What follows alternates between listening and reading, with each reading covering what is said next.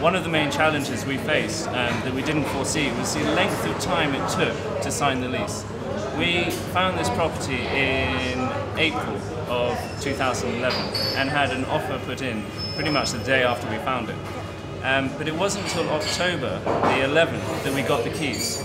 Now those 6 months were incredibly frustrating because we kept wanting to be here open, because you've got to remember we weren't earning any money, we didn't have any other jobs, we were just waiting. We kept thinking it would be next month, next month, next month. And the problem was the negotiation for leases takes a very long time. And I can't really give you a reason why.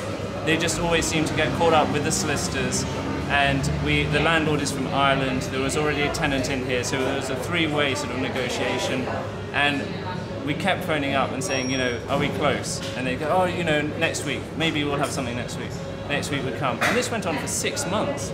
So by the time we actually got the keys, we were on our knees. We were exhausted from just phoning, embarrassed, phoning the same guy up, saying, what about now? What about now? But it does take that sort of tenacious attitude to be able to keep at it. But those 6 months were frustrating, and it's very downheartening. You know, you're like, well, you go out with friends and they say, what are you doing? You tell them you're setting up a coffee shop.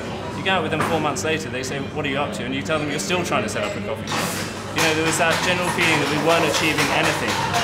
And the sort of frustration that caused us, you know, of lack of results, I suppose, was a major challenge, and it was something that wasn't the sort of easiest of times.